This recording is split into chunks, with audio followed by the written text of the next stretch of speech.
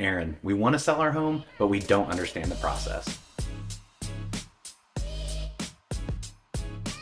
You see a lot of agents out there doing iPhone photos and stuff, and granted the technology has gotten better, there are agents out there that don't know how to do that, and the photos come out looking horrible. You don't even want to go look at them just based on the photos. Hey everybody, my name's Aaron Payne, and I'm your local real estate agent in the Middle Tennessee area. Today we're going to talk about the listing and selling process to better prepare you for the upcoming market. When I go meet with a potential listing client, I always like to give them my listing guide. And inside of here, there are 10 steps that we're going to walk through today that just kind of explain the process so that you better understand what that looks like. First things first, you need to go meet with a realtor. And honestly, I would meet with 2 or 3 so that you better understand who you're going to be working with and you find the right person for that job. This is one of the biggest financial decisions that you're going to make in your life, and you want to make sure that you're working with somebody that you trust and not somebody that you just feel like you're stuck in contract with. Okay, now that you found your agent, it's time for them to come in and do a home evaluation.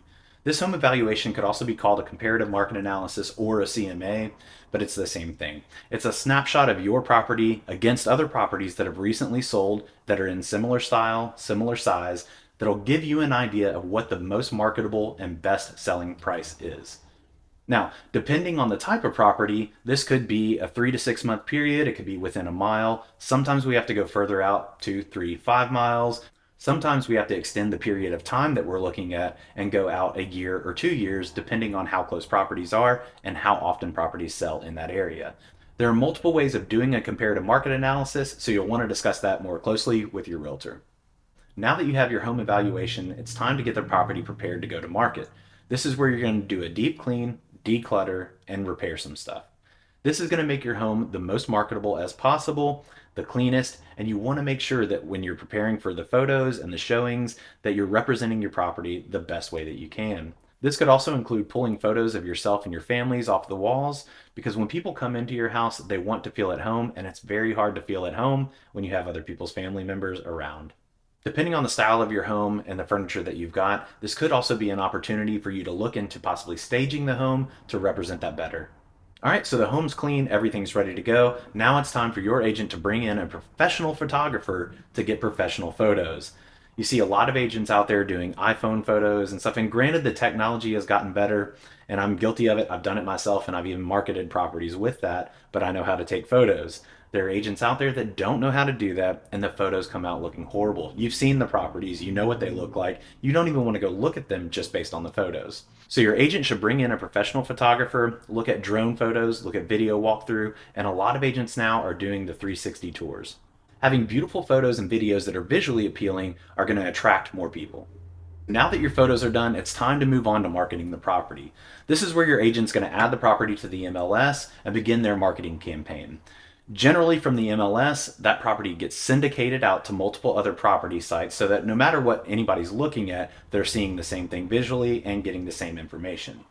Marketing a property is not just putting a property on the MLS, but it should also include print material, video, and social media. Your agent should be doing this. So, through the efforts of your agent's marketing, showings should start coming in, and you'll want to work with your agent to schedule those. Every agent uses a different platform, but there's different ways that you can actually make sure that you are aware of all the showings that happen, and you can either accept, decline, or reschedule those. You should begin to get offers in. It's now time to entertain and negotiate those offers to find the best deal for you. Once an agreement's been reached, we then move on to inspections, negotiations, and repairs. In this, the potential buyer of your property is likely going to have somebody come in to do a home inspection. The home inspector is a broad professional. They're not coming in to look into detail at anything, but to give a good broad overview of the condition of the house that the buyer is going to be buying. In this step, it's important to make sure that you have areas of your house accessible so that the inspector can get in there and it doesn't end up delaying your repair or your closing. Once repairs have been negotiated and agreed upon, we then move into the repair replacement process. In the repair replacement process, this is where you're going to have somebody come in to take care of the items that you've agreed upon with the buyer so that those things are done prior to closing. Now we move on to the appraisal process. This is where the buyer's bank is going to send out an appraiser to value the property to make sure that they are comfortable with the amount that they're lending on that home.